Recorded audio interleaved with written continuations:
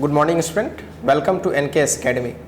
Guys, जैसा कि आपको बताया गया था कि इस क्लास में हम लोग कुछ शीट के बारे में डिस्कस करेंगे और ऑलरेडी आपको ई लाइब्रेरी में ये शीट प्रोवाइडेड है और ये शीट है कैपेसिटर बोर्ड का ऑब्जेक्टिव। ठीक है, तो उसमें आपको ई लाइब्रेरी में ये शीट मिल जाएगी।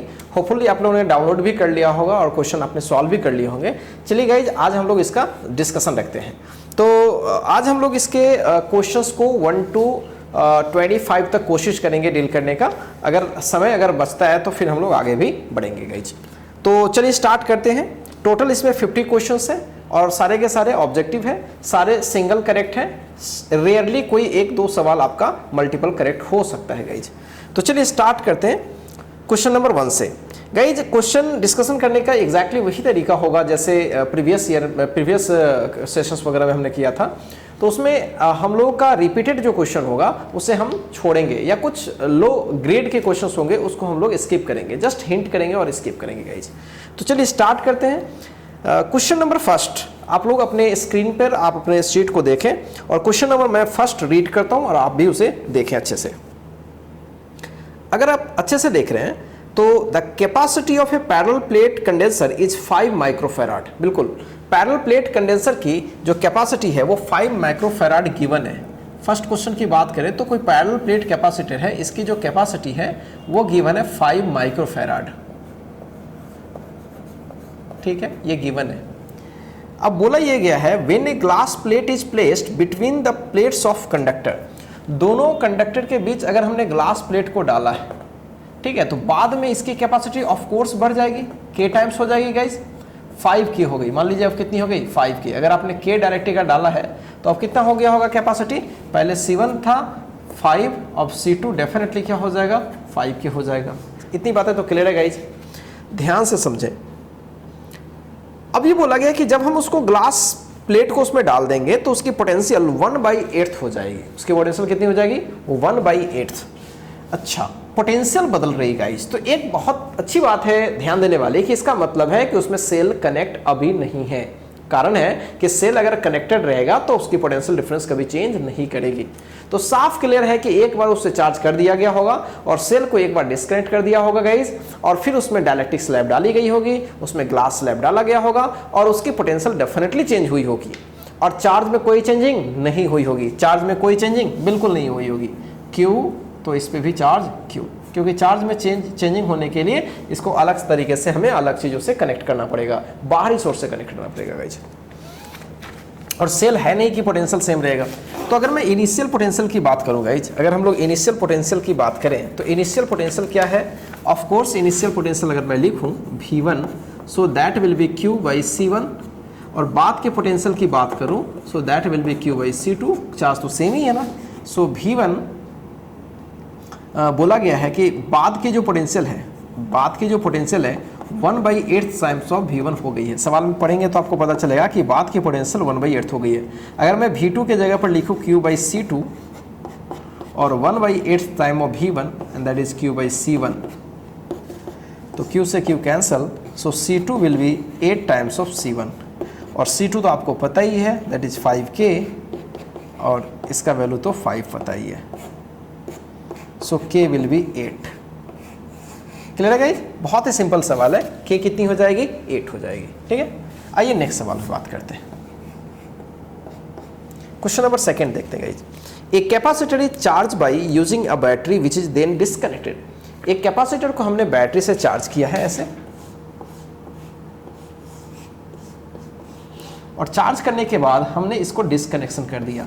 डिस्कनेक्शन का मतलब होता है कि अब इसमें पोटेंशियल डिफरेंस एक्स्ट्रा नहीं है, तो डेफिनेटली जो चार्ज स्टोर हो गई होगी C भी, वो चार्ज अब इसमें वही होगी। क्लियर है गाइस? जो चार्ज पहले थी वही चार्ज इसमें है। अब क्या किया गया, a dielectric slab is then slipped in between the plate.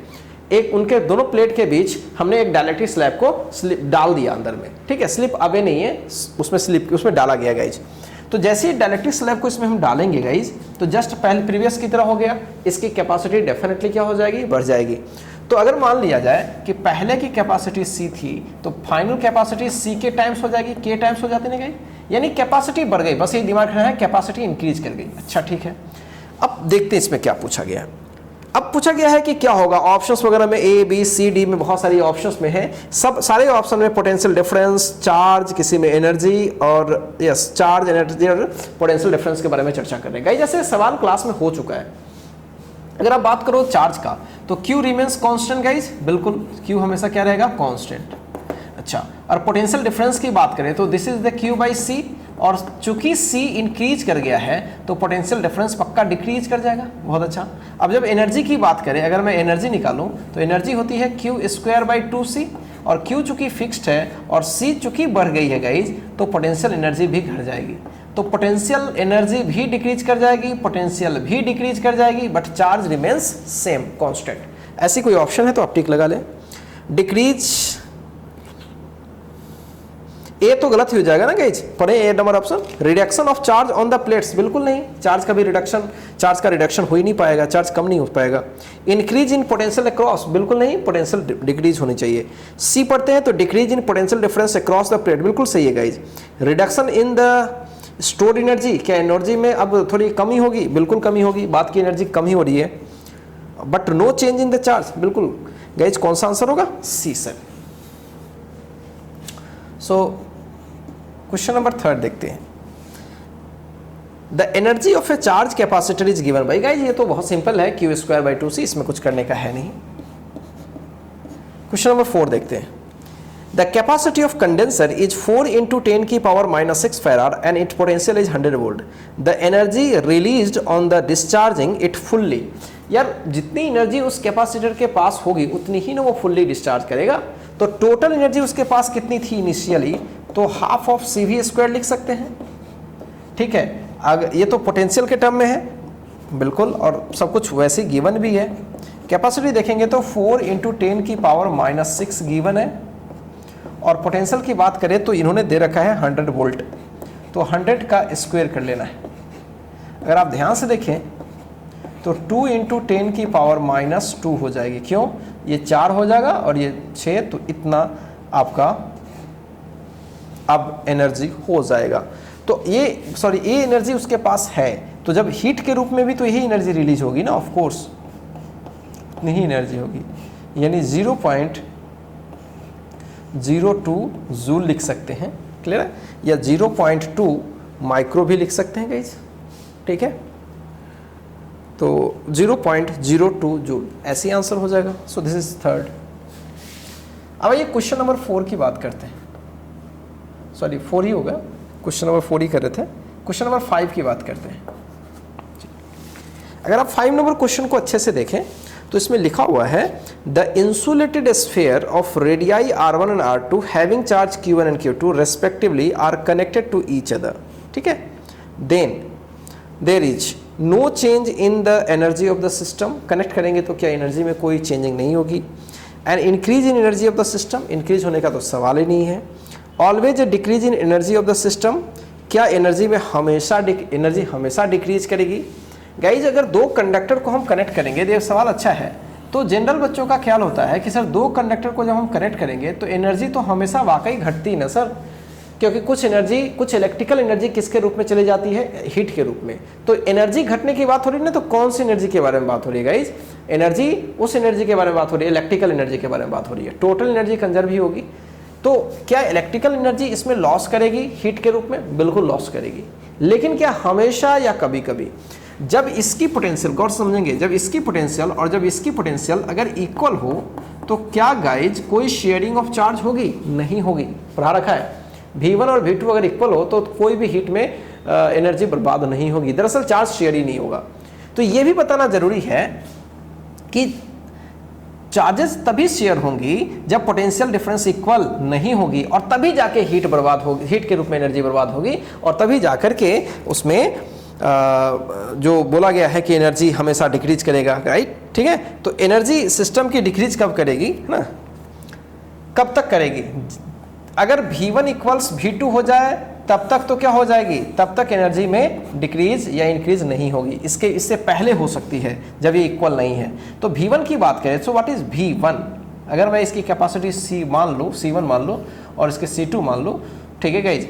तो पोटेंशियल लिखने का क्या तरीका होता है, तो पोटेंशियल लिखने का तरीका हम चाहे तो ऐसे भी लिख सकते हैं। अगर रेडियस के टर्म में लिखना है तो R1 और R2।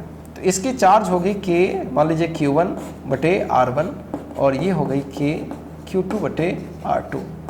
तो साफ क्लियर है कि Q1 बटे R1 इक्वल्स Q2 बटे R2।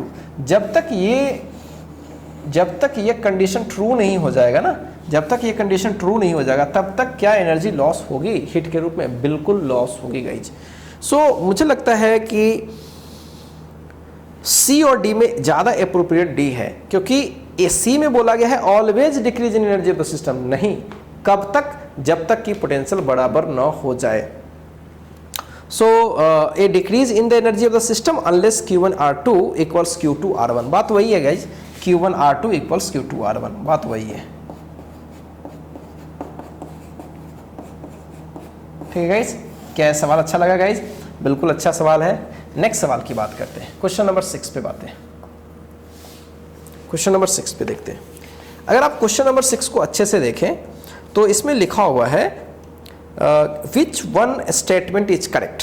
कौन सी स्टेटमेंट सही है? ठीक है गाइज, कौन सी स्टेटमेंट सही है? पढ़ते हैं। A parallel plate air condenser is connected with a battery. ठीक है, it's charge, potential, electric field, energy are given by Q0, V0, E0, U0 respectively. In order to fill the complete space between the plates of a dielectric slab is inserted, the battery is still connected. Guys ऐसा सवाल भी class में कराए गए हैं। Parallel plate capacitor है और battery से हम अभी भी कनेक्शन किए हुए हैं और उसमें हम एक डायलेक्ट्रिक स्लैब को डाल रहे हैं, तो क्या हो जाएगा? अगर हम इस चीज़ को ओरल बनाए, अभी सवाल नहीं पढ़ते हैं कि सवाल में क्या है नहीं है, लेकिन पहले ओरल चीज़ों को समझ दें। अगर कोई कैपेसिटर को हमने सेल से कनेक्ट कर रखा है गाइज, और अगर इसकी कैपेसिटी C है, और अगर मैं सेल को कनेक्शन में अभी भी कर रखा हूँ और हमने इसके अंदर डायलेक्ट्रिक कांस्टेंट भर रखा है, तो ऑफ कोर्स इसकी कैपेसिटी इंक्रीज कर जाएगी और पोटेंशियल डिफरेंस क्या रहेगा? सेम रहेगा। पोटेंशियल डिफरेंस में कोई चेंजिंग नहीं होगी, कांस्टेंट। क्लियर है गाइस?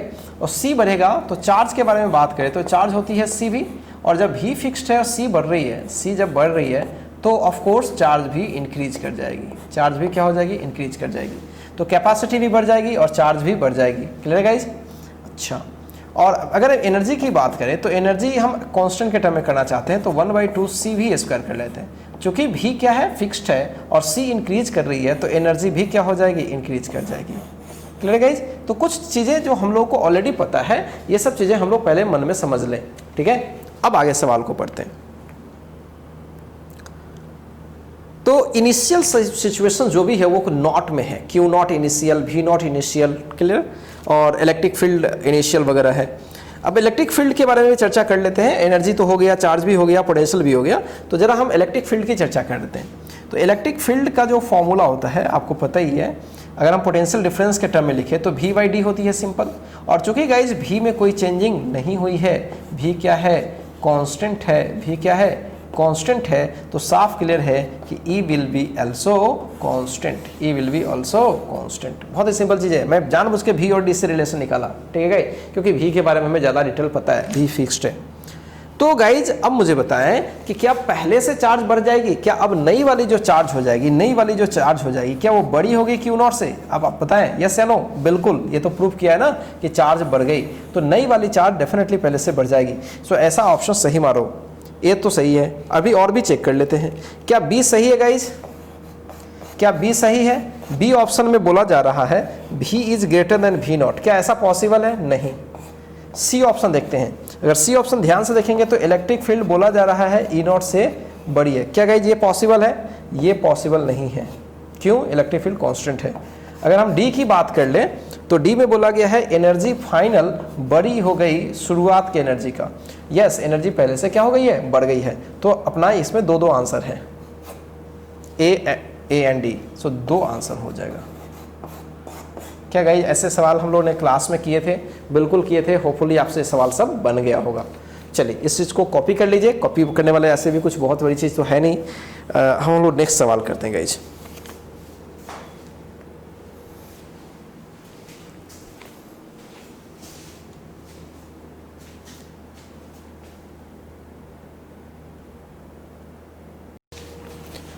चलिए गाइज नेक्स्ट सवाल पे बात करते हैं। नेक्स्ट सवाल है question number 7। In a charge capacitor the energy resides. Energy कहाँ पे होती है गाइज? ये आपके कैपेसिटर के स्टार्टिंग के लेक्चर में बताया गया था कि जो चार्ज हमेशा फील्ड में स्टोर होती है, प्लस और माइनस के वजह से जो एक फील्ड क्रिएट होती है उसमें एनर्जी स्टोर होती है। Clear guys? क्योंकि एनर्जी डेंसिटी के फॉर्मूला में आप अगर ध्यान देंगे तो 1/2 एप्सिलॉन नॉट ई स्क्वायर होती है गाइज। क्लियर है? तो इलेक्ट्रिक फील्ड जैसे जैसे बढ़ेगा तो एनर्जी डेंसिटी बढ़ेगी, और साफ क्लियर है कि एनर्जी बढ़ेगी कैसे। ठीक है, एनर्जी बढ़ेगी कैसे?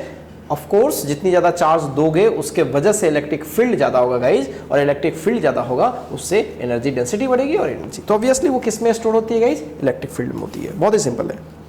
8 नंबर सवाल को देख लें, इसमें कुछ खास नहीं है, बस इसमें एनर्जी पूछा गया है, कैपेसिटी सी है, half of C B square. Next सवाल 9 नंबर देखते हैं। If two conducting sphere are separately charge and then brought in contact.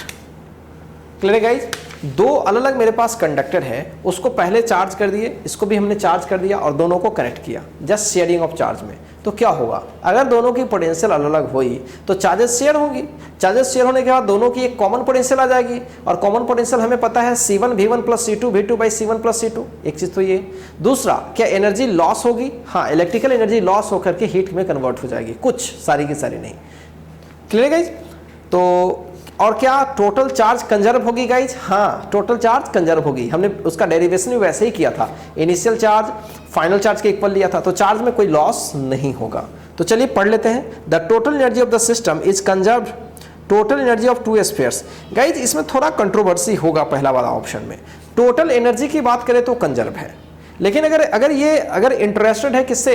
अगर इलेक्ट्रिकल एनर्जी से इंटरेस्टेड है तो वाकई टोटल इलेक्ट्रिकल एनर्जी स्टोर्ड जो होगी वो कंजर्व नहीं होगी, क्योंकि बाद की टोटल एनर्जी कम हो जाएगी पहले से। तो अगर इलेक्ट्रिकल एनर्जी के रेस्पेक्ट में देखा जाए तो ये ऑप्शन गलत है, और टोटल एनर्जी के रेस्पेक्ट में देखा जाए तो एनर्जी तो कंजर्व ही होती है, तब तो ये सही होगा। तो हम लोग इलेक्ट्रिकल एनर्जी के ही रेस्पेक्ट में देखते हैं। चलिए, तो ए तो गलत माना जाएगा। चलिए बी देखते हैं। Total charge on the two sphere is conserve. हाँ, ये तो सही है। सी पढ़ते हैं। Both total energy and charge are conserve. No, अगर इलेक्ट्रिकल एनर्जी की बात करें तो नहीं। The final potential is always the mean of the original potential of the two spheres. बिल्कुल नहीं गाइज, कहाँ ऐसा होता है? V equals V1 plus V2 by 2 थोड़ी ना होता है। V इक्वल्स होता है C1 V1 plus C2 V2 by C1 plus C2। कोई जरूरी तो नहीं है कि हमेशा V1 प्लस V2 बाई 2 ही हो जाए। क्लियर है? C1 और C2 क्या हमेशा इक्वल है कैपेसिटी? बिल्कुल नहीं। मीन कब होगा गाइज? अगर इस सवाल में कोई पूछे कि सर मीन हो भी सकता है क्या, तो हो भी सकता है। अगर मैं ऐसे पोटेंशियल निकालूं और दोनों की कैपेसिटी बराबर है गाइज, तो CV1 CV2 लिख पाएंगे ऐसे, और नीचे C प्लस C लिख पाएंगे गाइज, ऐसे नहीं होगा। तो अगर आप ध्यान से देखिए, C कॉमन हो जाएगा तो ऊपर हो जाएगा V1 V2, और नीचे 2C C से कैंसिल हो जाएगा। तो ध्यान रखिएगा, मीन तब हो सकता है ना कॉमन पोटेंशियल जब दोनों की कैपेसिटी बराबर है। ठीक है, तो ये भी मैं आपको एक्सप्लेन करके बता दिया। तो साफ क्लियर है, इसका कौन सा आंसर लग रहा है? बी सही लग रहा है। क्वेश्चन नंबर 10 देखते हैं guys. Two insulated charge sphere of radii 20 centimetre and 25 centimetre respectively and having an equal charge Q are connected by a copper wire, then they are separated. अब उसको हम क्या कर दिए? सेपरेट कर दिए। फिर से सवाल पढ़ते हैं। हमारे पास दो चार्ज स्फीयर्स है, एक है 20 सेंटीमीटर का और दूसरा है 25 सेंटीमीटर का। R1 R2, और डेफिनेटली R1 छोटा है R2 से। क्लियर है? अब क्या बोला गया? उनको कॉपर वायर से कनेक्ट किए, और बाकी कुछ किया नहीं गया। तो charge on 25 centimetre sphere will be greater than that of 20 centimetre sphere. Check करने की चीज है, चेक करके देखते हैं। दोनों की पोटेंशियल तो कॉमन हो जाएगी कनेक्ट करने के बाद गाइस। ठीक है, जब पोटेंशियल कॉमन हो जाएगी तो ऑब्वियसली चार्ज अगर हम निकालेंगे तो charge will be C times of V, charge will be C times of V, और पोटेंशियल दोनों की कॉमन है, so Q directly proportional to C, Q directly proportional to C। So clear है कि जिसकी कैपेसिटी ज़्यादा, अच्छा कैपेसिटी कितनी होती है किसी भी स्फेरिकल कंडक्टर का? वो होती है 4 पाई एप्सिलॉन नॉट R। तो capacity directly proportional to R, तो Q डायरेक्टली प्रोपोर्शनल टू हम C देख रहे हैं और C directly proportional to R, तो साफ क्लियर है कि Q directly proportional to R, यानी जिसकी रेडियस ज़्यादा होगी उस पर चार्ज ज़्यादा होगी। बाद में बात की बात हो रही है, और क्यों बात की बात, क्योंकि बाद में ही ना दोनों की पोटेंशियल क्या हो जाएगी, कॉमन हो जाएगी, तो V तो कांस्टेंट हो जाएगी बाद में। क्लियर है ना, यहाँ पे समझ लीजिएगा कि फाइनली की बात हो रही है, finally V will be constant, तो V कांस्टेंट हो जाएगी तो Q directly proportional to C पर सीधे डिपेंड करेगी, मतलब जिसका C ज़्यादा होगा चार्ज उसकी ज़्यादा होगी। क्लियर है गाइस, और C उसकी ज़्यादा होती है जिसकी रेडियस ज़्यादा होती है, तो साफ क्लियर है कि चार्ज R पे। तो कौन सा ऑप्शन होगा, 25 सेंटीमीटर पे ज़्यादा चार्ज होगी, तो इसके अकॉर्डिंग, इसके रिगार्डिंग कौन सा आंसर है, तो C is the correct answer guys. Clear है, तो C। चलिए क्वेश्चन नंबर 11 पढ़ते हैं। 8 drops of mercury of equal radii possessing equal charges combined to form a big drop। Guys इस पे भी कंसेप्ट दिया गया है, कैपेसिटर के लास्ट वाले लेक्चर्स वगैरह में दिया गया है। 8 drops of mercury of equal radii possessing equal charges combined to form a big drop, then the capacitance of bigger drop compared to each individual small drop is।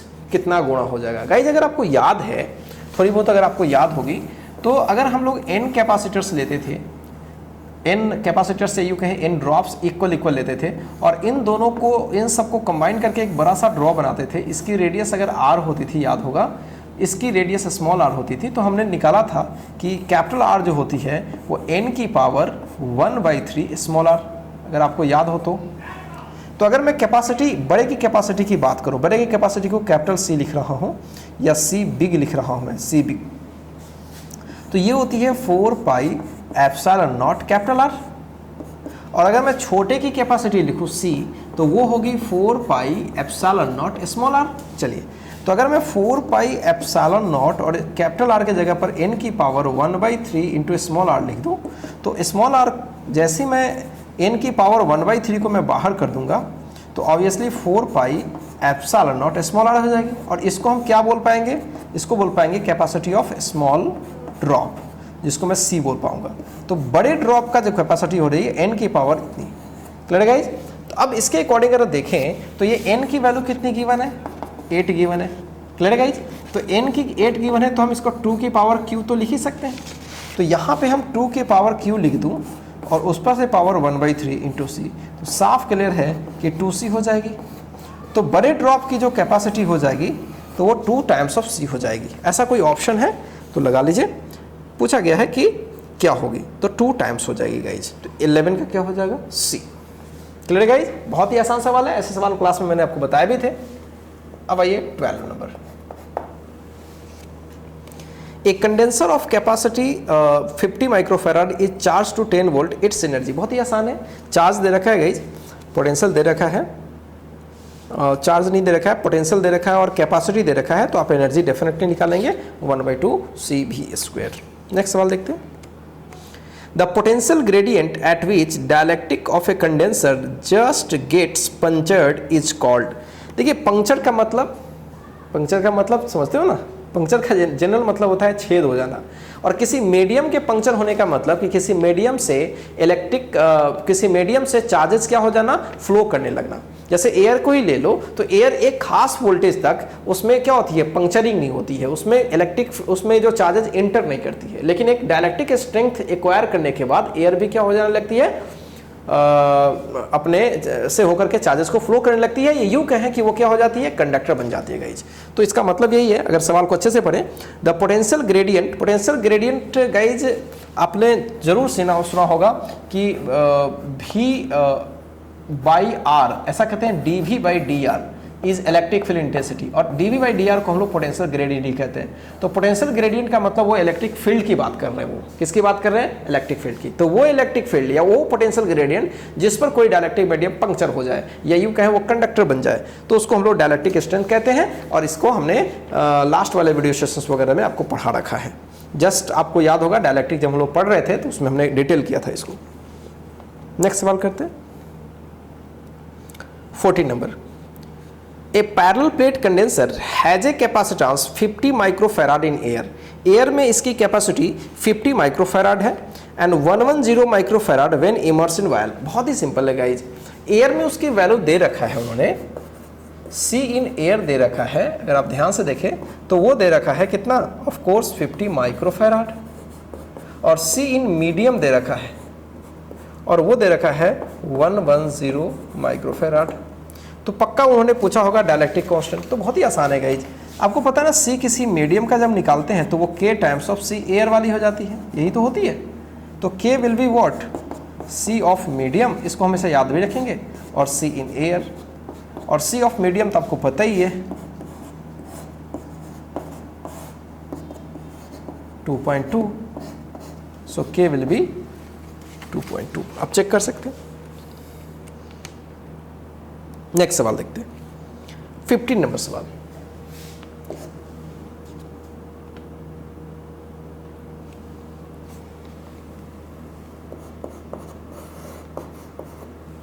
Number सवाल देखते हैं। Separation between plates of a parallel plate capacitor is D and area of each plate is A when the slab of material of dielectric constant K and thickness D is introduced between them, then guys ये तो बहुत ही आसान सवाल है। Epsilon, अगर किसी capacitor के प्लेट के बीच अगर T थिकनेस की कोई डायलेक्ट्रिक स्लैब डाल दिया जाए जिसकी डायलेक्ट्रिक कांस्टेंट K है, तो आपको पता है ना कि कैपेसिटी होती है epsilon naught A by D minus T plus T by K। So this is very simple, इसमें कुछ खास है नहीं। इसमें जो भी चीज़ ध्यान रखना है कॉमन लेने वाला चीज़ था। तो अगर आप ध्यान से देखते हैं,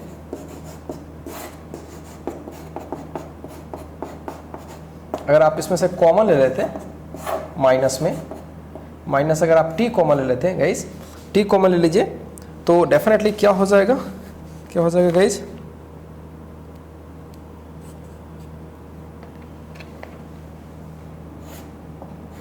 वन माइनस वन बाई के। ऐसा जो आंसर है उसको आप टिक कर दीजिए। नेक्स्ट सवाल देखते हैं, 16 the capacity of parallel plate condenser depends upon. बहुत ही आसान सवाल है गाइज, खुद से करें। 17 the energy of a charge capacitor resides in electric field only, खुद से करें सब। 18 no current flows between two charge bodies connected together when they have the same, ध्यान समझें, no current flows between two charge bodies connected together when they have same. Guys बहुत ही simple है, no current का मतलब no charge flow, और ये ऐसा तभी हो सकता है ना जब दोनों की पोटेंशियल्स क्या हो, सेम हो। बहुत ही सिंपल चीज है, दोनों की पोटेंशियल्स क्या हो, सेम हो। और पोटेंशियल सेम हो या फिर पोटेंशियल को हम लोग बोलते हैं Q बाई C, तो Q बाई रेशियो भी सेम हो। सो अगर ऑप्शन पढ़ेंगे तो वैसा ही कुछ है। ए नंबर बोला जा रहा है कि क्या कैपेसिटी सेम रहने से होगा, बिल्कुल नहीं। चार्ज सेम रहने से, बिल्कुल नहीं। रेजिस्टेंस सेम रहने से, बिल्कुल नहीं। क्या सेम रहने से, पोटेंशियल्स, और पोटेंशियल को हम लोग बोलते हैं Q by ratio. So this is very simple guys. Question number 16 हो गया, 17 देखते हैं। 17 भी हो चुका, 18 भी हो चुका, और 19 देखते हैं गाइज। इसमें भी कुछ खास नहीं है। The capacity of a parallel plate condenser is C, its capacity when separation between plate is halved. ठीक है, जब उसको हाफ कर देंगे तो कैपेसिटी क्या हो जाएगा, तो ऑफ कोर्स दोगुना हो जाएगी। क्यों? क्योंकि आपको पता है ना कि कैपेसिटी जो होती है, अगर आप ध्यान से देखें तो कैपेसिटी जो होती है वो किस पर डिपेंड करती है, सेपरेशन पर कुछ इस तरीके से डिपेंड करती है। Epsilon naught A by D होती है ना, और अगर इसको आधा कर दोगे तो C क्या होगा, दोगुना। इन्वर्सली है, इसलिए C inversely proportional to D है गाइज। तो C को दोगुना करने से ये दोगुना हो जाए, ये C आधी हो जाएगी, और D को आधी करने से C दोगुना हो जाएगी। तो क्वेश्चन में आधी कर दी गई है, D को क्या कर दी गई है, हाफ कर दी गई है, डिक्रीजेज बाई हाफ। तो मेरा कहना है कि C विल इंक्रीज ट्वाइस। ठीक है, दोगुना हो जाएगी। सो कौन सा ऑप्शन होगा, 2C हो जाएगा, बी। अब गाइस 20 नंबर सवाल नहीं करते हैं क्योंकि सवाल क्लास में डिस्कस कराया गया है, पोटेंशियल के बारे में काफ़ी डिस्कस किया गया है, एंड ड्रॉप्स वाला। मैंने एक सवाल ऐसे ही कर दिया। 21 भी वैसी है, उसको भी स्किप करते हैं। 22 अगर आप ध्यान से देखें तो इसमें भी कुछ खास नहीं है, बस कोई पैरेलल प्लेट कंडेंसर है, उसको वायल में हमने डुबा दिया है जिसकी डायलेक्ट्रिक कांस्टेंट 2 है। तो field between the plates is, अब वो फील्ड कैसे घट जाएगा, क्या हो जाएगा, उसके बारे में है। तो ऑफ कोर्स जब इलेक्ट्रिक फील्ड नॉर्मल जगह पर होती है तो सिग्मा बाई एप्सिलॉन नॉट होती है, राइट। और किसी मीडियम में जाएंगे तो नीचे क्या हो जाएगा, सिग्मा बाई एप्सिलॉन नॉट के हो जाएगा, और के की जगह पर 2 है, तो जो मीडियम की जो डायलेक्ट्रिक कांस्टेंट है वो ऑफ कोर्स ई एयर वाली की के टाइम्स हो जाएगी और 1/2 टाइम्स डिक्रीज कर जाएगी। So decrease proportional to 1/2। So B is the correct answer guys, बहुत ही आसान है। 23 सवाल देखते हैं अच्छे से। 23 देखते हैं। The capacitance of a spherical condenser is 1 microfarad. कोई स्फेरिकल कंडेंसर है और उसकी कैपेसिटी 1 माइक्रोफैराड है। If the spacing between the two spheres is 1 millimetre then the radius of outer sphere is. Guys ये सवाल गाइज थोड़ा टेक्निकल है, अगर आपको थोड़ा अकल लगाएंगे तो बन जाएगा ये सवाल। 22 हो चुका है, ये 22 ही हम लोग ने किया था शायद, 23 हम लोग कर रहे हैं। तो स्फेरिकल कंडेंसर कुछ इस तरीके का होता है, इतना तो आपको पता ही है, और इसकी रेडियस क्या होती है R1, इसकी रेडियस क्या होती है R2, ठीक है, और इसके बीच की गैपिंग क्या दे रखा है 1 मिलीमीटर, जो कि काफ़ी कम है ना। तो इसकी कैपेसिटी अगर आप निकालते हो तो आपको याद होगा 4 pi epsilon not R1 R2 by R2 minus R1।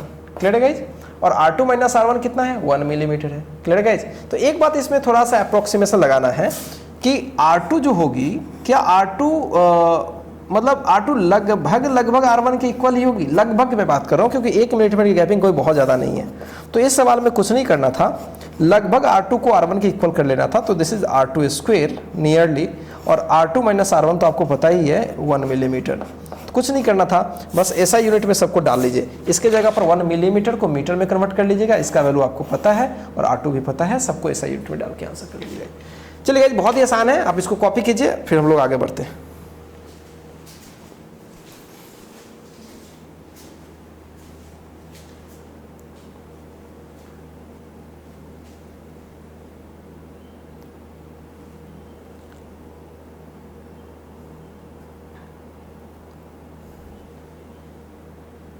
हो गया होगा गाइज, चलिए आगे बढ़ते हैं। चलिए गाइज नेक्स्ट सवाल देखते हैं। हम लोगों ने 23 तक कर लिया सवाल, ठीक है। आइए 24 पे बात करते हैं।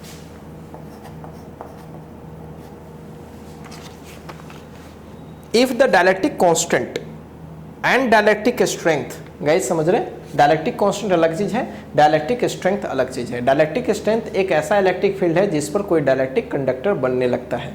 तो गाइज डायलेक्ट्रिक की जरूरत क्यों है?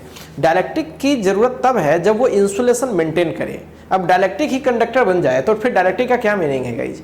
तो अगर आपसे कोई पूछे, सवाल में वही पूछा गया है, सवाल में एक बार पढ़ लेते हैं अच्छे से।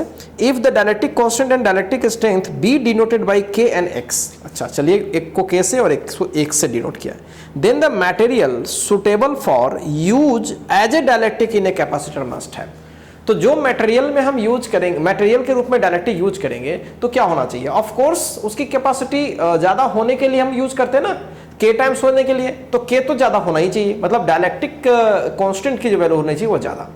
और क्या गाइज उसकी डायलेक्ट्रिक स्ट्रेंथ भी ज्यादा होनी चाहिए? बिल्कुल। अगर डायलेक्ट्रिक स्ट्रेंथ ज्यादा नहीं होगा तो फिर डायलेक्ट्रिक का कोई मीनिंग ही नहीं है गाइज, तब तो कंडक्टर ही डाल दो फिर उसमें। क्या मेरी बातें क्लियर है? तो डायलेक्ट्रिक स्ट्रेंथ भी ज्यादा होनी चाहिए गाइज, क्लियर है? नेक्स्ट, सो क्या आंसर होना चाहिए, कौन से कैपेसिटर के लिए कैसा बेटर होगा? तो फिर वो हाई के और हाई एक्स। क्लियर गाइज, मेरी बात समझ में आ रही? नेक्स्ट सवाल करते हैं 25। When air in a capacitor is replaced by a medium of dielectric constant K, then capacity। Guys बहुत ही आसान है, एयर वाली कैपेसिटर को अगर हम डायलेक्ट्रिक डाल करके कन्वर्ट कर ले तो वो K टाइम्स हो जाती है, तो बेशक K टाइम्स हो जाएगी, बढ़ जाएगी। 26 64 ड्रॉप्स वाली है और चार्ज वाला है, तो बहुत ही सिंपल है। आपको पता है कि चार्ज हमेशा कंजर्व होती है, तो इस सवाल में अगर अच्छे से पढ़ेंगे तो 64 drops each having capacity C potential V are combined to for a big drop if the charge on a small drop is Q then the charge on big drop. Guys big drop पे charge पूरे n times of Q हो जाती है ना, याद होगा। तो 64 drops है तो 64 टाइम्स ऑफ Q हो जाएगी। So that is very simple. 27 कर लेते हैं। The capacity of a parallel plate capacitor increases with the, समझिए, the capacity of a parallel plate capacitor increases with the increase of its area, increase of its distance, increase of its area and none of this। तो guys बहुत ही आसान है, formula आप लिख लो ना इसका, बहुत ही सिंपल है। 27 की बात मैं कर रहा हूँ, कुछ है ही नहीं खास इसमें। Epsilon nought A by D, तो ए अगर बढ़ जाए तो कैपेसिटी बढ़ जाएगी, सेपरेशन घट जाए तब भी कैपेसिटी बढ़ जाएगी। तो फिलहाल एरिया की बात कर रहे हैं तो ए को बढ़ने से होगा, इंक्रीज ऑफ एरिया। 28 देखते हैं, 28 देखते हैं guys. The radius of two metallic sphere A and B are R1 and R2 respectively. दो मेटालिक स्फेयर है, इसकी रेडियस R1 है और दूसरे की रेडियस R2 है। एक की रेडियस R1 है और एक की रेडियस R2 है, और ये गिवन है, सॉरी मैं गलत बना दिया ना, अच्छा चलो कोई बात नहीं है, ये थोड़ा बड़ा साइज का है। R1 is greater than R2। They are connected by a thin wire, उनको हमने एक वायर से कनेक्ट कर रखा है, तो दोनों की पोटेंशियल कॉमन हो जाएगी, सही है। They are connected by a thin wire and system is given a certain charge. System को एक सर्टेन चार्ज दे दिए। Charge will be greater, charge किस पे ज्यादा होगी? गाइस ऐसा सवाल हमने क्लास में किए हैं, थोड़ी देर पहले किया था। जिसकी रेडियस ज्यादा होगी उस पर चार्ज ज्यादा होगी, जस्ट प्रीवियस कोई सवाल हमने किया था। तो रेडियस किसकी ज्यादा है? रेडियस किसकी ज्यादा है, ए की या बी की? ये ए और बी नेमिंग कर रखा था, तो ए की रेडियस ज्यादा है। अभी थोड़ी देर पहले किया था ना, याद होगा, पोटेंशियल दोनों की कॉमन हो जाएगी।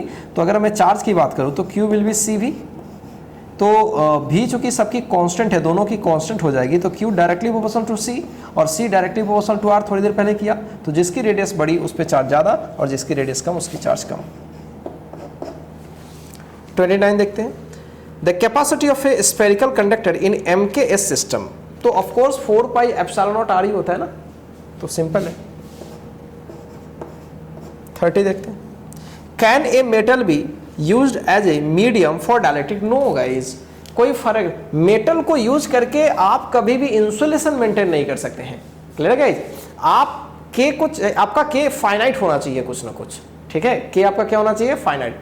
और के इनफाइनाइट होती है मेटल्स के लिए, तो कोई उसका मतलब ही नहीं है, कोई उसका मतलब नहीं है। क्योंकि ऐसे भी पता है आपको कि किसी भी डायलेक्ट्रिक में अगर पूरा का पूरा अगर मैं मेटल डाल दूं, कंडक्टर डाल दूं गाइज, तो के इन्फिनिटी होने से C की वैल्यू क्या हो जाती है? Epsilon naught AK by D हो जाती है ना। सो K के इन्फिनिटी होने से C क्या टेंड करती है? इन्फिनिटी। तो जब C इन्फिनिटी को टेंड करेगी, क्लियर गाइज, C अगर इन्फिनिटी को टेंड करेगी तो इसके बीच का पोटेंशियल डिफरेंस क्या होता है? Q by C guys. तो C इन्फिनिटी को टेंड करेगा तो उनके बीच का कोई पोटेंशियल डिफरेंस ही नहीं होगा, वो टेंडिंग टू क्या होगा? 0।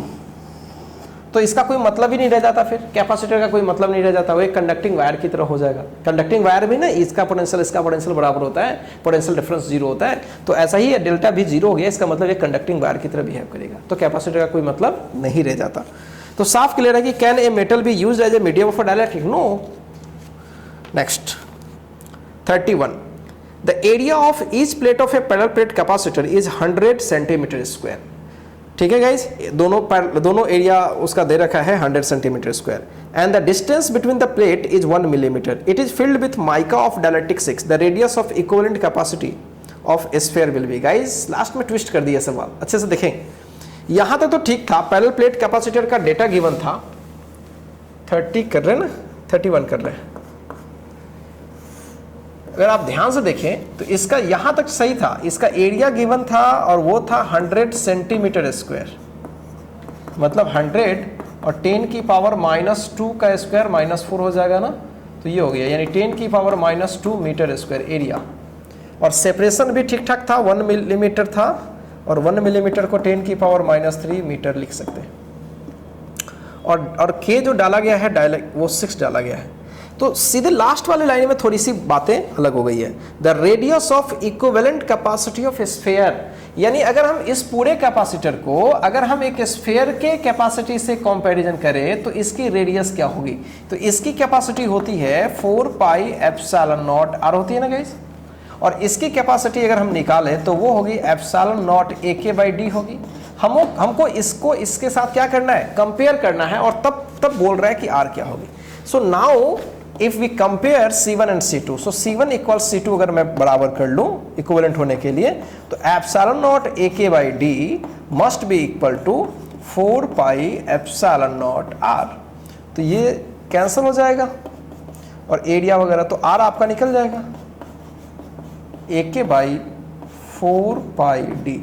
बस आप इसके वैल्यूज को डाल दीजिए और आर की वैल्यू सम मीटर आ जाएगी आंसर। ठीक है, ये चेक कर लीजिएगा कौन सा आंसर है। तो गाइज क्लियर, समझ में आ रहा है? इस कैपेसिटर के इक्विवेलेंट स्फीयर का रेडियस, मतलब इस स्फीयर का भी कैपेसिटी वही होनी चाहिए और इस पैरेलल प्लेट कैपेसिटर की भी कैपेसिटी वही होनी चाहिए। Clear guys? नेक्स्ट सवाल करते हैं, 32 देखते हैं।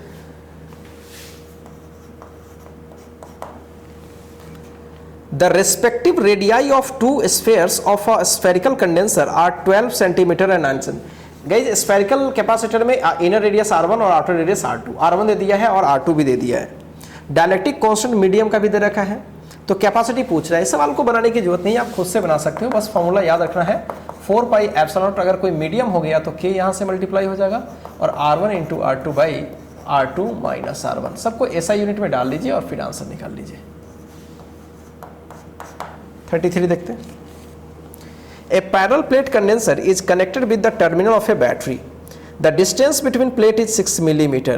If a glass plate of dielectric constant 9 of 4.5 millimeter is introduced between them, the capacity will become। Capacity अब कितनी हो जाएगी? गाइज आसान सवाल है, आप इसको खुद से भी बना सकते थे, कुछ खास इसमें नहीं है। आप ध्यान से देखें तो पहले इनके बीच का सेपरेशन 6 मिलीमीटर था इनिशियली, और बाद में इसमें डायलेक्ट्रिक डाला गया है और जिसका केस 6 है, 9 है, और साथ साथ इसमें ध्यान देने वाली बात है कि इसकी थिकनेस है 4.5 मिलीमीटर। ठीक है, 4.5 मिलीमीटर। क्लियर है? तो हमसे क्या पूछा गया है? तो हमसे ये पूछा गया है कि आप बताएं कि अब इसकी कैपेसिटी पहले के कितनी गुनी हो जाएगी। क्लियर है? Then capacity will become.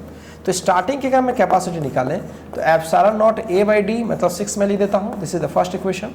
और बाद में कैपेसिटी निकालूंगा तो epsilon naught a by D minus T plus T by K हो जाएगा। गाइज ये बनाएंगे तो epsilon naught a by D, D के जगह पर आप पूरा लिखोगे 6 माइनस टी के जगह पर 4.5 प्लस टी बाई के, टी का मतलब 4.5 बाई के कितना है? ऑफ कोर्स 6 है शायद, 9 है शायद, 9। तो सॉल्व कर लीजिए। अगर आप ध्यान से देखेंगे तो ये पूरा कितना होगा? ऑफ कोर्स 1.5 हो जाएगा, 1.5 और ये 9 है।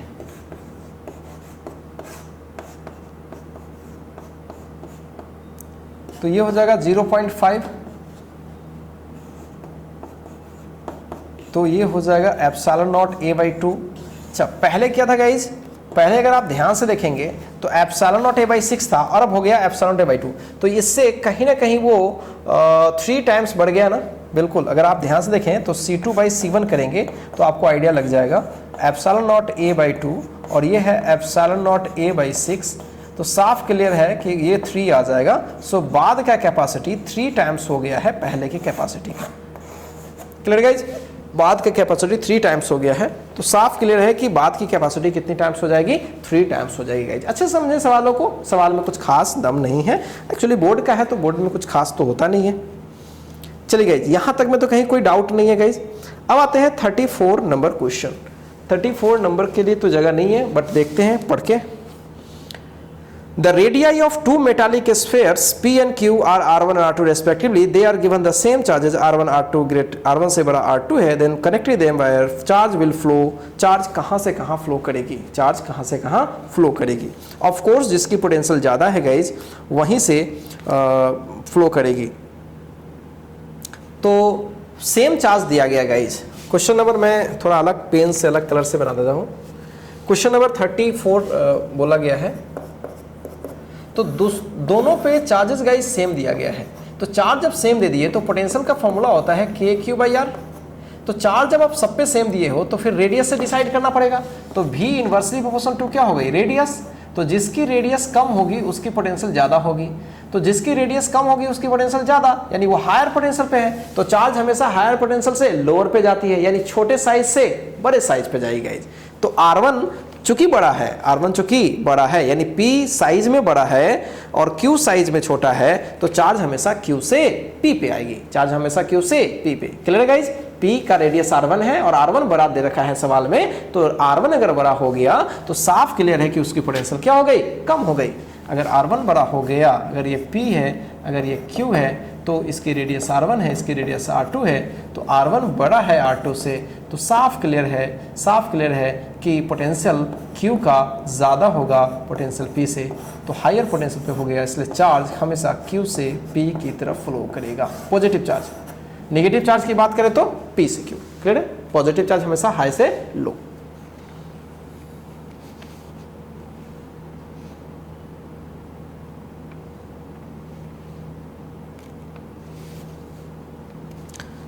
अब ऑप्शन में पढ़ते हैं, फ्रॉम P टू Q। अच्छा गाइज एक चीज ध्यान दे रहे हो, इसमें चार्ज के बारे में इंफॉर्मेशन नहीं गिवन है, पॉजिटिव चार्ज या निगेटिव। हम लोग खुद डिस्कशन में बोल रहे हैं कि positive charge will flow from higher to lower, और खुद अगर निगेटिव होता तो गाइज कहां से कहां, लोअर टू हायर, तो क्लियर ही नहीं है कि चार्ज कौन सा है, तो मैं कैसे मान लूं? So from P to Q कहा नहीं जा सकता, from Q to P neither the charge will flow from P to Q nor from Q to P। ये तो गलत है, या तो A होगा या B होगा। In the information is incomplete. Yes guys, ज्यादा बेटर क्या है, डी आंसर सही मारा। क्यों? क्योंकि चार्ज के बारे में कोई इंफॉर्मेशन नहीं है कि पॉजिटिव चार्ज या नेगेटिव चार्ज। क्लियर है guys? So this is very interesting question also. तो चलिए, ये किसके बारे में बात हो रही थी, पॉजिटिव चार्ज, और नेगेटिव की बात करें तो P से, लेकिन चार्ज के बारे में कोई क्लियर नहीं दे रखा है। ठीक है गाइस?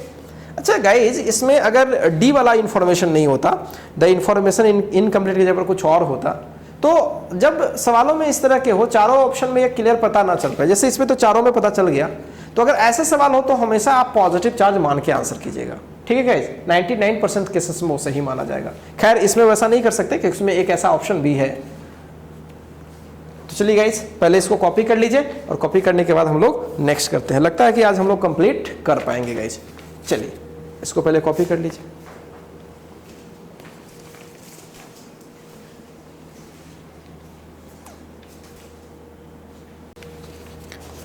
चलिए गाइज, आगे बढ़ते हैं।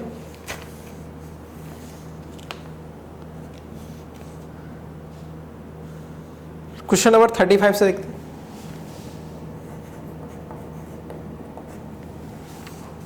अगर क्वेश्चन नंबर 35 को अच्छे से देखें तो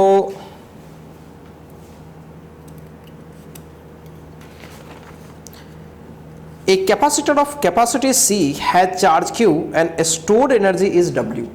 ठीक है? If the charge is increased to 2Q, the stored energy will be guys capacity दे रखा है और चार्ज पहले दे रखा है और पहले की एनर्जी दे रखा है। क्लियर है? तो उन्होंने केवल चार्ज को बढ़ाया है, और ऐसे भी चार्ज के बढ़ाने से कैपेसिटी में तो कोई चेंजिंग आने वाले है नहीं, तो सी तो वही रहेगा ना। तो चार्ज को उन्होंने 2 गुना कर दिया है, तो स्टोर एनर्जी क्या हो जाएगी? ऑफ कोर्स एनर्जी जो होती है, अगर कैपेसिटी की टर्म में बात करें तो Q²/2C। क्लियर है गाइज? तो एनर्जी डायरेक्टली प्रोपोर्शनल टू क्या होती है, Q²।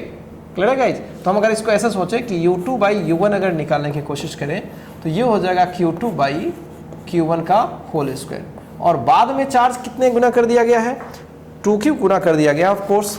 तो बाद में 2Q गुना कर दिया है, सो 2Q1/Q1 का ये होल स्क्वायर हो जाएगा, तो ये 4 हो जाएगा। सो बाद की एनर्जी बाई पहले की एनर्जी क्या हो जाएगी, 4 times. So U2 will be 4 times of U1। Clear है? 4 टाइम्स ऑफ U1। अगर मैं U1 की बात करूं, इनिशियल एनर्जी की बात करूं, तो उन्होंने W दे रखा है, सो बाद की एनर्जी 4 टाइम्स हो जाएगी। So this is very easy. Hopefully आप लोगों से बन गया होगा गाइस। चलिए 36 देखते हैं। Between the plates of a parallel plate condenser A plate of thickness T1, dielectric constant K1 is placed. In the rest of the space there is another plate of thickness T2 and dielectric constant K2. The potential difference across the condenser will be. अच्छा, अगर आप ध्यान से देखेंगे, 2 condensers डाली गई guys, 2 condensers, 2 dielectrics डाली गई एक्चुअली। तो एक की थिकनेस अगर T1 है और रिमेनिंग जो स्पेस है उसमें बोला गया है T2 का, और ये K1 का डाला गया है K2 का। तो गाइज इसकी कैपेसिटी तो हमें पता ही है, इसकी कैपेसिटी तो हमें पता ही है, तो बहुत ही आसान है। अगर चार्ज Q दे दिया, अगर इसकी कैपेसिटी पता हो जाए हमें, तो पोटेंशियल डिफरेंस भी निकाल लेंगे। और आपको पता है ये C1 और ये C2 दोनों कैसे हैं, सीरीज में है। बहुत ही आसान है गाइज, ऐसे क्लास में हमने किए थे भी। सो 1/C will B 1/C1 plus 1/C2, और 1/C1 की बात करें तो ये सेपरेशन इसका T1 है ना गाइज, तो ये हो जाएगा epsilon naught A by T1, और K यहाँ हो जाएगा और ऊपर T1 हो जाएगा। और फिर यहाँ बात करें तो ऊपर T2 हो जाएगा और एप्सिलॉन नॉट A K2 हो जाएगा।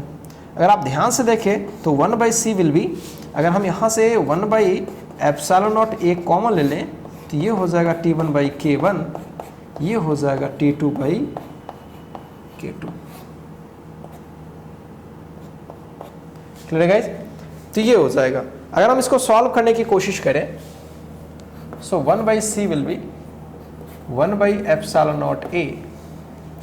तो सॉल्व करने की कोशिश करें तो देखते हैं इसके सॉल्यूशन किसके फॉर्मेट में है, इसके आंसर्स किसके में, T1/K1 के फॉर्मेट में ही है गाइस। तो चलिए इतना ही रखते हैं। अगर मुझे पोटेंशियल डिफरेंस निकालना होगा तो Q/C करना पड़ेगा, या यूँ कहें Q में मुझे 1/C से मल्टीप्लाई करना पड़ेगा, और 1/C तो हम लोग ऑलरेडी निकाल के रखे हुए ना गाइस, तो Q से केवल मल्टीप्लाई कर लेते हैं। सो Q/एप्सिलॉन नॉट A, और ये हो जाएगा T1/K1 T2/K2। So this is the potential difference. Now this is the potential. So this is very easy also guys. कुछ नहीं है, ये सवाल थोड़ा सा आपको मैंने बता रखा था इस तरह के, याद होगा, क्लासेस में होगा, कॉपी में भी होगी चीज़ें। So correct answer is a दिख रहा है guys. 37. The distance between the plates of a parallel plate condenser is 4 millimetre. Guys parallel plate capacitor के बीच का जो सेपरेशन है वो 4 मिलीमीटर है। पोटेंशियल डिफरेंस गिवन है, the distance between plate is increase to 12 centimetre, then what will happen. मतलब distance को कितना गुना कर दिया गया, 3 टाइम्स, पहले 4 था ना, अब 12 हो गया, तो 3 टाइम्स कर दिया गया। और पोटेंशियल डिफरेंस 60 वोल्ट था। अब पूछा गया है कि अब पोटेंशियल डिफरेंस क्या हो जाएगा। पोटेंशियल डिफरेंस, अच्छा केवल ऑप्शन पोटेंशियल डिफरेंस का ही है गाइस, और एक चार्ज पे भी है। सो चार्ज के बारे में तो कुछ होगा नहीं, क्योंकि सेल से कनेक्शन तो ऐसा कुछ कहीं बोला नहीं गया है, तो सेल से कनेक्शन तो कुछ है नहीं, बस उनकी जो भी चार्ज थी वो फिक्स्ड ही रहेगी, चार्ज में कोई चेंजिंग नहीं आएगी। अगर आपने सेपरेशन बढ़ाया है गाइज, अगर उसका सेपरेशन बढ़ाया है, 3 गुना किया है, तो कैपेसिटी जरूर बदल जाएगी, और कैपेसिटी बदल जाएगी तो जरूर पोटेंशियल डिफरेंस में फर्क पड़ेगा। तो देखते हैं सवाल में, कैपेसिटी में होता है एप्सिलॉन नॉट A/D, और capacity inversely proportional to D guys. Clear है? तो जैसे ही D को हमने बढ़ाया है 3 टाइम्स, D को हमने बढ़ाया है, ओरल सवाल है, तो कैपेसिटी घट जाएगी ना, सॉरी बढ़ जाएगी। D को हमने बढ़ाया है क्या गाइज, एक बार देख लेते हैं, यस बढ़ाया गया है, तो कैपेसिटी डेफिनेटली घट जाएगी। कितनी टाइम्स, 1/3 टाइम्स, 1/3 टाइम्स, 1/3 टाइम्स घट जाएगी। अब चलिए गाइज, पोटेंशियल डिफरेंस के बारे में क्वेश्चन पूछा गया है। अगर पोटेंशियल डिफरेंस की बात करें तो वो क्या Q/C होती है, बिल्कुल ध्यान समझेंगे, वो क्या होती है Q/C। और आप मेरी बात ध्यान समझिएगा, potential difference inversely proportional to C हो गई ना, अच्छा, और C inversely proportional to D है, ध्यान समझेंगे, यहाँ पे 1/, और C inversely proportional to D है, मतलब 1/D लिख सकता हूँ, तो ये क्या हो जाएगा, directly proportional to D guys. समझ लो अच्छे से, फास्ट जल्दी से करते हैं इस चीज को। So V directly proportional to D हमें दिख रहा है, यानी D को जैसे बढ़ाओगे ना वैसे पोटेंशियल, अगर D को 3 गुना किए हो तो पोटेंशियल डिफरेंस भी 3 गुना हो जाएगा गाइस। क्या मेरी बातें क्लियर है? तो पोटेंशियल डिफरेंस 3 गुना हो जाएगा, यानी पहले अगर पोटेंशियल डिफरेंस 60 था तो अब हो जाएगा 180। क्लियर है गाइस? अगर जिसको समझ में नहीं आया तो ऐसे बना सकता है वो, इस सवाल को हम दूसरे तरीके से भी बना सकते हैं। भी क्या होता है गाइस, Q/C, बहुत सिंपल तरीके से, Q तो सेम ही रह रहा है ना, तो अगर मैं इसको पूरा का पूरा डिटेल करके लिखूं तो एप्सिलॉन नॉट A/D तो लिख ही सकते हैं ना गाइस, तो ये हो जाएगा ऊपर QD/एप्सिलॉन नॉट A, ये तो पहली है। दूसरी जो पोटेंशियल लिखते हैं तो D अब 3 गुना हो गया ना, ये तो कंफर्म है कि D 3 गुना हो गया है, पहले डेटा जो भी हो, और चार्ज बदला नहीं है, बाकी कुछ बदला नहीं है, तो क्या 3QD में लिख पाऊंगा। तो गाइज अब इस चीज को देखो, क्या V2 साफ दिख रहा है कि V1 का 3 गुना है, बिल्कुल। सो 3 टाइम्स ऑफ ये 60 हो जाएगा, तो ये 180, तो गाइस आपको जैसे करना है वैसे कर लीजिए, सवाल तो बेहद आसान है। क्वेश्चन नंबर 38 देखते हैं।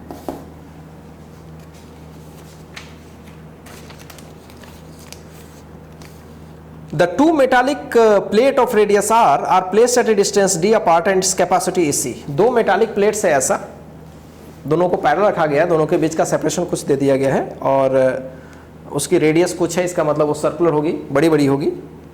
एरिया निकालना होगा तो पाई आर स्क्वायर कर लेंगे।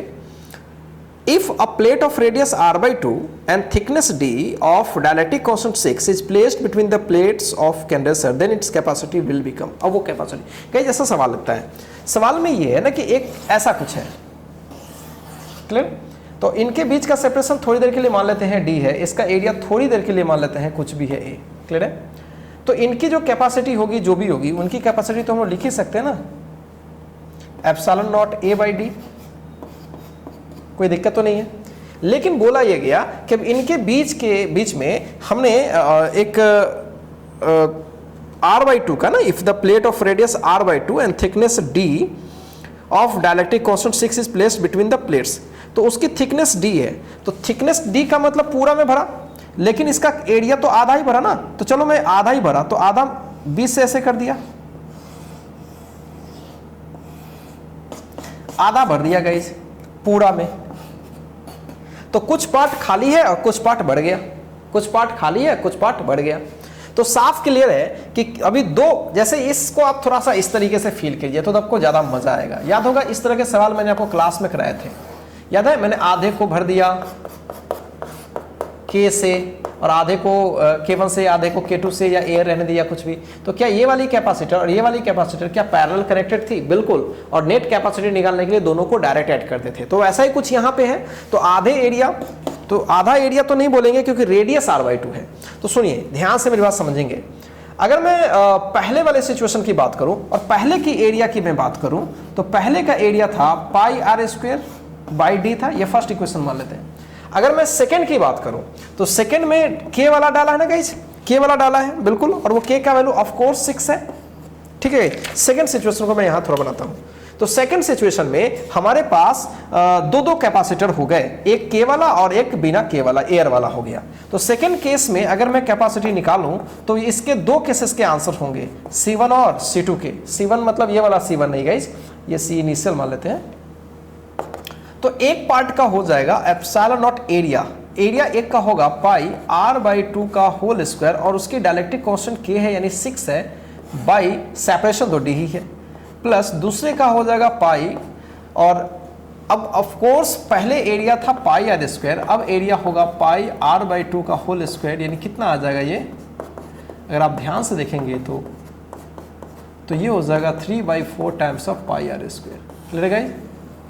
ये एरिया अब हो जाएगा।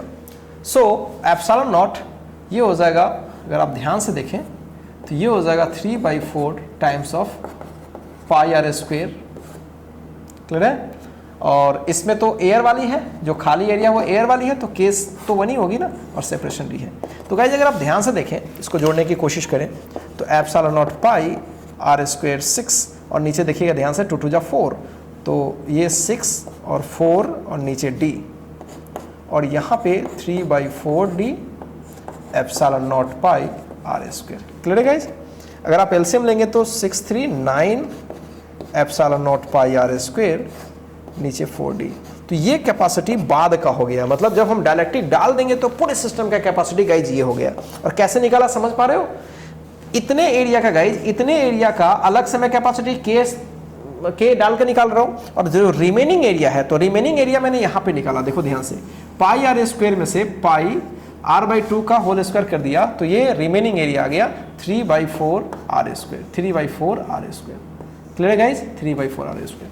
तो यहां तक तो कोई दिक्कत नहीं होगी। अब आप मुझे बताएं कि ये तो फाइनल कैपेसिटी है, तो फाइनल कैपेसिटी इनिशियल कैपेसिटी में क्या फर्क है, देख लीजिए, डिवाइड कीजिए, C final by C initial, तो ये 9 epsilon naught pi R square by 4d, और इसमें डिवाइड करेंगे तो epsilon naught pi R square by d, सब कुछ कट जाएगा बहुत सिंपली। तो क्या हमें देखने को मिल रहा है गाइज?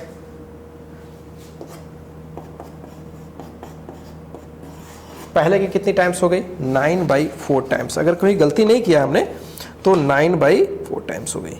तो आप देख सकते हैं पहले की, बिल्कुल गाइज 9c/4 बिल्कुल। तो C final will be 9C initial by 4। C initial अगर C है तो C लौटा देंगे।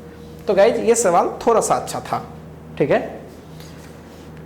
चलिए गाइज क्वेश्चन हम लोग 38 तक कर लिया। 39 एक बार देख लेते हैं। The distance between the plates of parallel plate condenser is 8 millimetre. अच्छा, पोटेंशियल डिफरेंस दे रखा है, डिस्टेंस दे रखा है। 6 millimetre thick slab of dielectric constant 6 is introduce between them. Dielectric slab कितने का डाला है, वैल्यू उसका 6 है और उसका थिकनेस 6 मिलीमीटर का गाइज।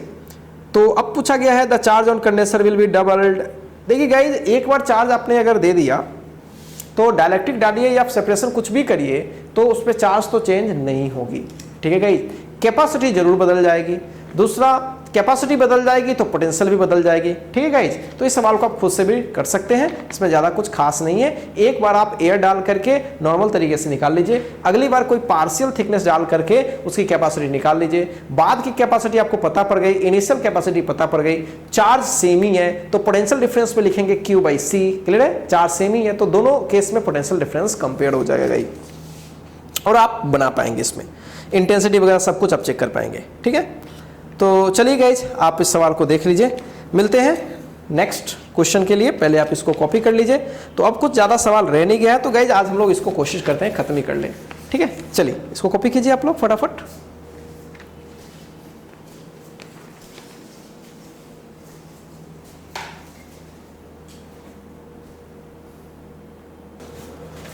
चलिए गाइज नेक्स्ट सवाल देखते हैं। तो अभी हम लोगों ने सवाल पढ़ा था 40 number. In A parallel plate condenser the radius of each circular plate is 12 centimetre and distance between plate is 5 millimeter. There is a glass slab of 3 meter thick and radius 12 centimeter. The dielectric constant is 6 between its plates. The capacity of condenser will be. Guys इसी को हमने पढ़ा था शायद, या मैंने कोई और पढ़ा था। यस 39 को पढ़ा था ना गाइज, 39 आपसे हो जाएगा। 40 नंबर सवाल भी हम चाहे तो कर सकते हैं गाइज, एक बार कर लेते हैं। चलिए अब तो लास्ट ही है। 40 नंबर सवाल अगर आप ध्यान से देखें तो पैरेलल प्लेट कैपेसिटर का रेडियस गिवन है गाइज सबका, दोनों प्लेट का, और सर्कुलर प्लेट है तो 12 सेंटीमीटर रेडियस है और उनके बीच का डिस्टेंस 5 मिलीमीटर है। अगर 3 मिलीमीटर थिकनेस का दे दिया गया और उसकी भी रेडियस 12 है तो डायलेक्ट्रिक कांस्टेंट 6 है, तो कैपेसिटी अब क्या हो जाएगी? ऑफ कोर्स गाइज के टाइम्स हो जाएगी। क्यों? पूरा स्पेस को ही भर दिया है। अब ध्यान से देखिए, अगर ये सर्कुलर है, अब ध्यान से देखिए डेटा पे देखिए, इसकी रेडियस गाइज अगर 12 सेंटीमीटर है, थिकनेस चाहे जो भी हो,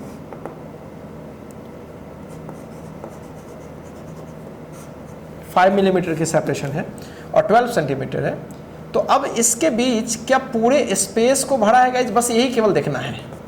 अगर पूरे स्पेस को भरा है तो के टाइम्स होगा, अगर पार्शियल स्पेस को भरा है तो वो तो हमें पता ही है क्या करना है। Clear guys? देखते हैं सवाल क्या है। अगर इस सवाल में अच्छे से देखें तो 3 मिलीमीटर ग्लास स्लैब के थिकनेस को भरा है गाइज, आसान सवाल है। बस कितने को भरा है ये? 3 मिलीमीटर। तो गाइज छोड़ दिया जाए सवाल को, आपको टी गिवन है, सेपरेशन गिवन है, एरिया दोनों का सेम है। Clear guys? तो क्या कैपेसिटी निकल जाएगा? बिल्कुल, epsilon nought A by D minus T plus T by के। ये फाइनल निकल जाएगा डायलेक्ट्रिक डालने के बाद, और उसके डालने से पहले तो obviously epsilon nought A by D करके सब कुछ गिवन है गाइज, आप कंपेयर कर लो। ठीक है, ऐसे सवाल आप खुद से लगाओ। 41 देखते हैं।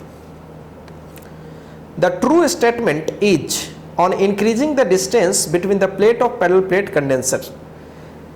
बोला यह गया है कि पैरेलल प्लेट कंडेंसर के सेपरेशन को हम बढ़ा रहे हैं, उससे क्या होगा, कौन सा स्टेटमेंट सही है गाइज? तो इसमें यह नहीं दिया है कि उसको कनेक्ट किया है कि नहीं किया है किसी सेल से, तो ऑफ कोर्स नहीं कनेक्ट किया गया होगा। एक बार चार्ज कर दी गई होगी, चाहे जो भी कुछ होगा वो एक बार फिक्स्ड कर दी गई होगी, बात खत्म। ठीक है गाइज? इसका मतलब साफ है कि अगर ऐसे सवाल को हमसे पूछे कोई, तो हम लोग बस इतना समझेंगे कि अगर इसके सेपरेशन को कोई इंक्रीज कर रहा है गाइज, तो बस कैपेसिटी तो डेफिनेटली घट जाएगी। कैपेसिटी चूंकि डी को इंक्रीज कर रहा है ना गाइज, तो सी पक्का क्या हो जाएगी, घट जाएगी, ठीक है। और चार्ज तो स्थिर ही लेके चलेंगे, चार्ज स्थिर लेके चलेंगे, क्लियर है, चार्ज स्थिर, तो पोटेंशियल डिफरेंस भी होता है Q बाई सी, और चार्ज स्थिर है और सी घट रही है, तो पोटेंशियल डिफरेंस डेफिनेटली बढ़ जाएगी। बहुत सारा चीज़ है जो हम लोग एनालाइज कर सकते हैं गाइज, हमें पता है, काफ़ी पहले भी किया है, लेकिन इसमें जो देखेंगे वो पोटेंशियल डिफरेंस पे है, नहीं तो इलेक्ट्रिक फील्ड इंटेंसिटी, दो ही पर ऑप्शंस बढ़े हैं। तो पोटेंशियल डिफरेंस तो डेफिनेटली बढ़ जाएगी, तो पहले वो ऑप्शन पढ़ ही लेते हैं। The potential difference between the plate will decrease, D वाला ऑप्शन, ये तो गलत हो जाएगा ना गाइज। अब इलेक्ट्रिक फील्ड पे बात करते हैं गाइज। तो इलेक्ट्रिक फील्ड की अगर मैं बात करूं तो कॉमन सेंस है, इलेक्ट्रिक फील्ड का जो फॉर्मूला होता है सिग्मा वगैरह के टर्म में, तो सिग्मा बाई एप्सिलॉन नॉट होता है। अब बताओ गाइज, इसमें तो ये चार्ज बाई एरिया होगा ना, अब चार्ज तो फिक्स्ड ही है ना, तो इलेक्ट्रिक फील्ड इंटेंसिटी क्या रहेगी, कांस्टेंट, तो इलेक्ट्रिक फील्ड इंटेंसिटी में कोई चेंजिंग नहीं होगी, यही स्टेटमेंट सही होनी चाहिए। चेक करो कौन सा, C, so C is the correct answer. Guys 42 पे बात करते हैं। There is an air filled 1 picofarad parallel plate capacitor. When the plate separation is double, then a space between them is filled with the wax. The capacitance increases to 2 picofarad. The dielectric constant. बहुत ही आसान है guys, बहुत ही आसान है। Distance को तो पहले डबल कर दिया गया और फिर उसके अंदर डायलेक्ट्रिक को पूरा का पूरा भर दिया गया। तो पहले अगर कैपेसिटी निकाले तो epsilon nought A by D से होगा इनिशियल, और बाद की कैपेसिटी निकाले तो फॉर्मूला में बस के भी आ जाएगा और सेपरेशन 2d भी आ जाएगा गाइस, सेपरेशन को दोगुना कर दिया गया बिल्कुल। तो चेक कीजिए, डायलेक्ट्रिक कितने का डाला गया है, 2 का डाला है ना, कितने का डाला है, 2 का। अब ध्यान से देखिए कितने का डाला है, 2 का।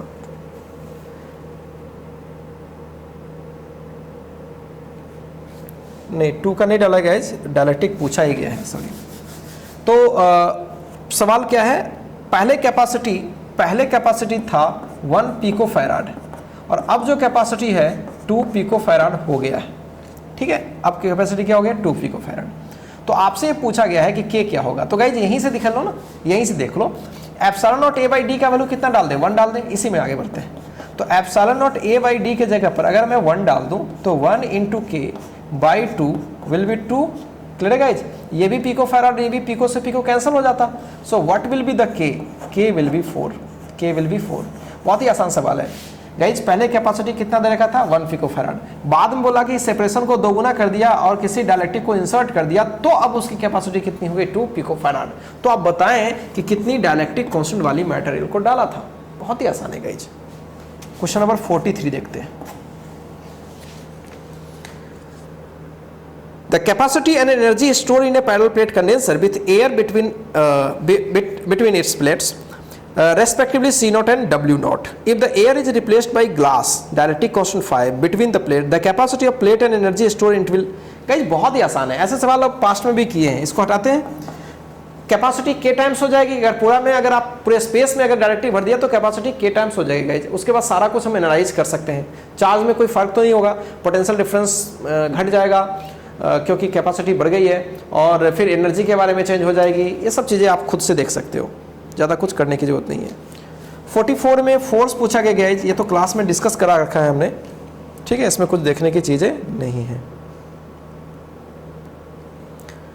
45, a capacitor of capacity C is connected with the battery of potential V in parallel, the distance between its plate is reduced to half at once, assuming that the charge remains the same. Then to charge the capacitance up to which potential V, again the energy given by the battery will be. सवाल कुछ clear नहीं हुआ, फिर से पढ़ते हैं। एक capacitor of capacity C is connected with a battery of potential V in parallel. चलिए ठीक है, यहाँ तक तो ठीक है। The distance between its plates is reduced to half at once, assuming that charge remains the same. मतलब charge को सेम रखनी है और उसके डिस्टेंस को क्या करनी है, 1/2 कर देनी है। Then to charge the capacitance up to the potential V again, अब उसको फिर से भी पोटेंशियल हम चार्ज करते हैं, the energy given by the battery will be, अब उस पर एनर्जी कितनी दी जाएगी गाइज। चलिए गाइज इसको हम 2 सिचुएशन बनाते हैं, सवाल अच्छा लग रहा है, अच्छे से देखेंगे। पहले हमारे पास कोई कैपेसिटर था मान लीजिए सी कैपेसिटी की, इसको हमने भी पोटेंशियल से चार्ज कर दिया, तो इसमें चार्ज कितनी हो गई, सी भी। अब चार्ज को सेम रख करके और सेपरेशन को कम ज़्यादा करने का मतलब कि सेल कनेक्टेड नहीं है, सेल कनेक्टेड होगा तो चार्ज कभी सेम रह ही नहीं सकता।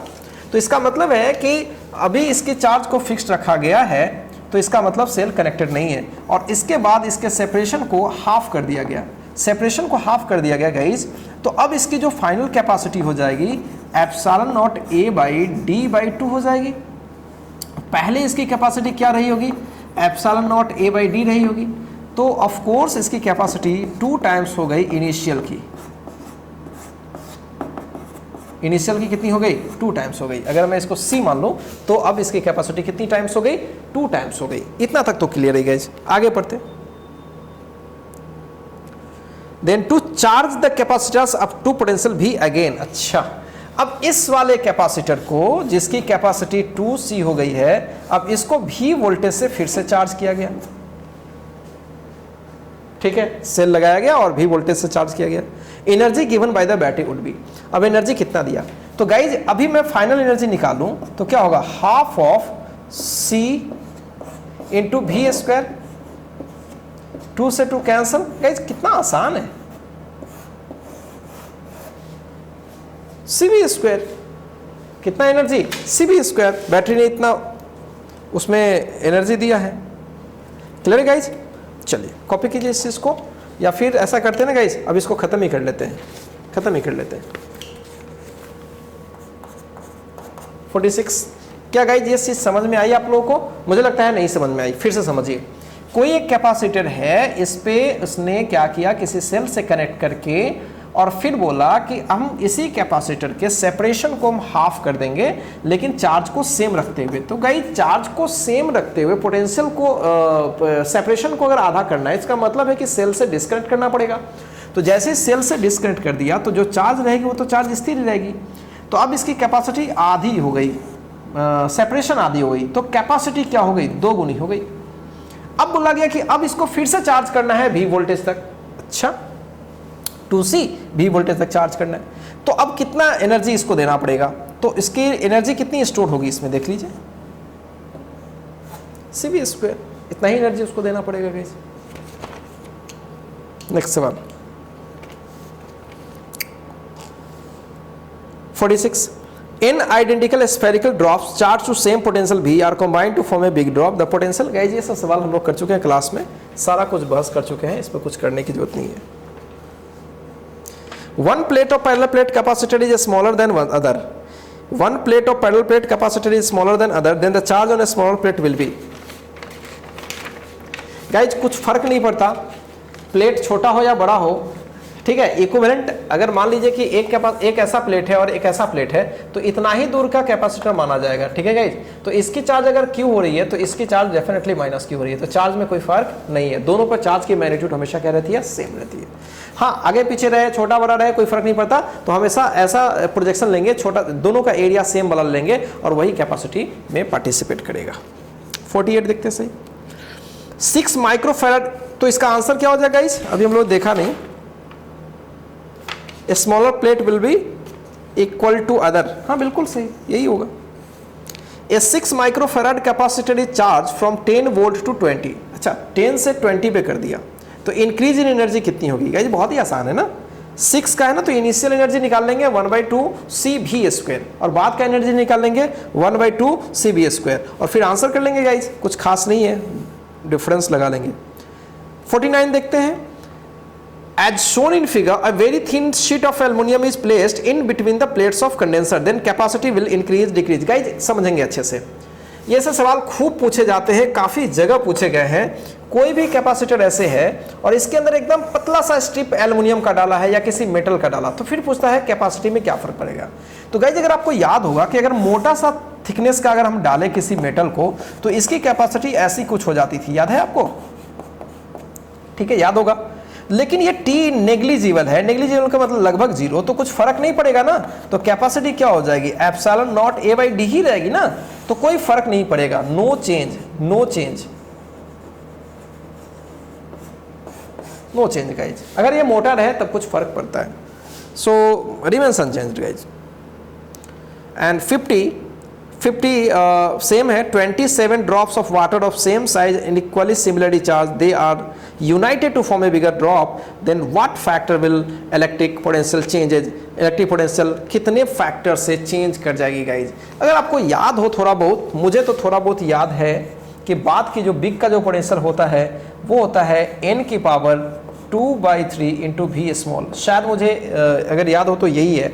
और अगर ये 27 है की पावर 2/3 इंटू वी स्मॉलर, तो ये 27 को 3 का हम 3 का पावर 3 लिख सकते हैं और 3 से 3 कैंसिल हो जाएगा, तो 3 का स्क्वायर इंटू वी यानी 9 टाइम्स ऑफ वी, तो 9 गुना बढ़ जाएगा गाइज। कितना गुना? 9 फैक्टर होगा 9। सो 50 का 9 आंसर आना चाहिए। क्लियर है गाइज? तो मुझे ये याद था और होपफुली मैंने क्लास में सारी चीज़ें मैंने डिस्क्राइब कर दी हुई है और आप इसको अच्छे से देखिए। तो गाइज आज का वीडियो सेशन कैसा लगा? इसमें मैंने बहुत सारे सवाल डिस्कस किए और बहुत मॉडरेट सवाल थे, सब मॉडरेट से भी नीचे बोलेंगे, और ये सब बोर्ड के सवाल थे गाइज, इसमें कुछ खास होता नहीं है। तो चलिए, जो लोग इस शीट को पूरा कवर नहीं किए थे तो आपका तो कवर हो ही गया, और अब आप इसको एक बार फिर से खुद से बनाइए और फिर हम लोग आगे बढ़ेंगे गाइज। तो अभी अगली इन्फॉर्मेशन आपको मिलनी चाहिए कि आगे हम लोग क्या करने वाले गाइज, तो थोड़ा अच्छे से समझिए। अभी तक हम लोगों ने कैपेसिटर में लगभग चीज़ें कंप्लीट कर लिया गाइज, ठीक है। तो कमिंग वीडियो सेशन में हम लोग कुछ सवाल और भी डिस्कस करेंगे गाइज, ठीक है, कुछ और भी सवाल हम लोग डिस्कस करेंगे। लेकिन एक बात बहुत इंपॉर्टेंट है गाइज, आप लोगों को करना ये है कि जो भी चीजें पढ़ाई हो चुकी है कैपेसिटर में सबको अच्छे से तैयार करें, क्योंकि तुरंत ही आपका एक टेस्ट ऑर्गेनाइज होने जा रहा है गाइज, और एक नहीं होगा, उसमें कई एक टेस्ट होंगे गाइज, ठीक है। अलग अलग सेगमेंट के मैं अलग अलग टेस्ट लूंगा गाइज, ठीक है, तो इसका ध्यान रखिएगा। चलिए तो गाइज रखते हैं आज इतना ही, फिर मिलते हैं नेक्स्ट वीडियो सेशन में, तब तक के लिए बाय, टेक केयर।